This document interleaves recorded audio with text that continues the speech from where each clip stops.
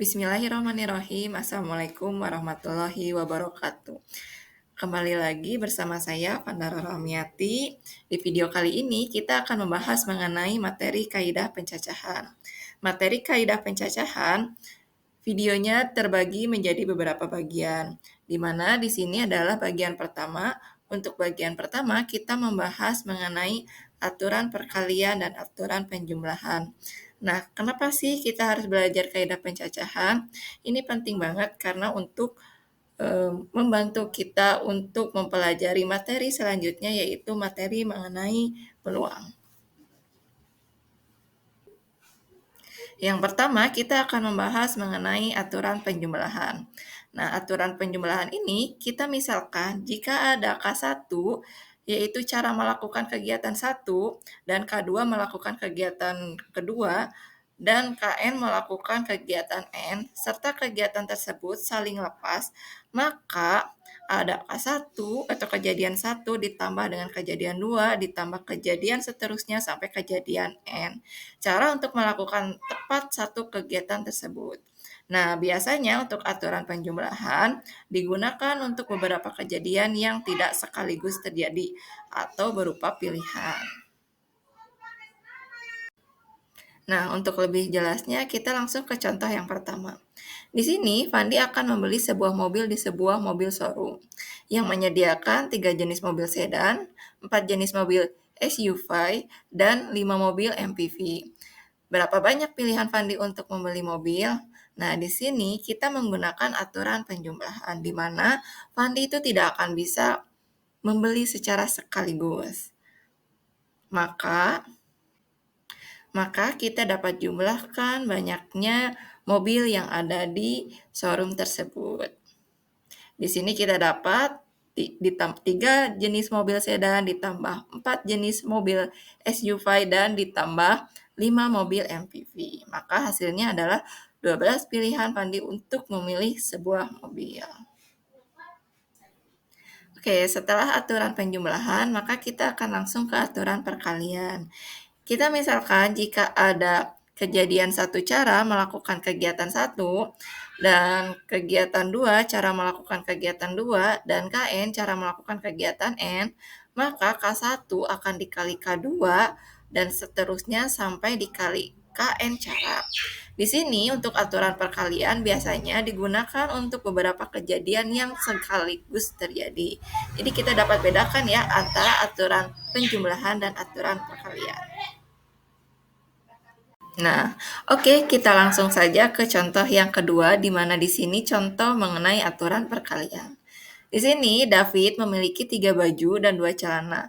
Berapa banyak cara David memasangkan baju dan celana yang dimilikinya? Oke, untuk memudahkan kita untuk mengerjakan soal sebelumnya, kita misalkan 3 baju menjadi B1, B2, B3, dan untuk 2 celananya kita misalkan menjadi celana yang pertama, celana kedua. Selanjutnya, dari permasalahan contoh kedua, kita bisa buat diagram pohon, di mana di sini B1 akan dipasangkan dengan celana 1 dengan celana 2. Sedangkan B2 atau baju yang kedua juga bisa kita gabungkan dengan C1, celana ke-1 atau celana kedua. Dan baju yang ketiga kita bisa pakai dengan celana 1 dengan celana yang kedua. Nah, kita bisa dapat melihat berapa kemungkinan David untuk memasangkan pakaiannya. Bisa kita lihat bahwa ada 6 kemungkinan David untuk memasangkan bajunya dengan celananya yang sudah disediakan, di mana di sini ada 3 baju dan 2 celana. Oke, dari permasalahan ini kita bisa menggunakan cara diagram pohon, di mana kita pasang-pasangkan kemungkinan yang akan terjadi. Nah, gimana kalau misalkan si yang diketahuinya itu adalah lebih dari angka yang kita bayangkan? Contoh di sini mungkin David punya 15 baju atau 20 baju, atau mungkin di sini David punya 30 celana mungkin. Nah, cara mudahnya itu bisa menggunakan aturan perkalian. Selain aturan menggunakan diagram pohon, kita bisa menggunakan aturan perkalian, di mana di sini kita misalkan bahwa 3 baju ini akan dikalikan 2 celana yang menghasilkan 6.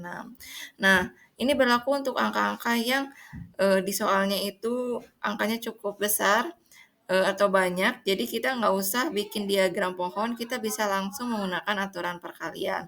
Tentu saja dengan syarat aturan perkalian di mana kejadiannya itu harus sekaligus terjadi. Nah, itu adalah pembahasan kita mengenai aturan penjumlahan dan perkalian. Kemudian bagaimana kita cara membedakannya agar lebih maksimal? Perhatikan soal berikut. Kita misalkan di sini ada Citra memiliki 4 mobil dan 3 sepeda motor dan 2 sepeda. Berapa banyak Citra pergi ke kantor dengan kendaraan yang dimilikinya? Kira-kira ini jenis soal aturan perkalian atau penjumlahan ya? Kalian bisa jawab pertanyaan tersebut di kolom komentar. Oke, video bagian ke-1 untuk kaidah pencacahan kita cukupkan. Terima kasih, semoga ilmunya bermanfaat. Sampai ketemu kembali di video selanjutnya, yaitu mengenai aturan kaidah pencacahan yang bagian kedua, yaitu filling slot. Assalamualaikum.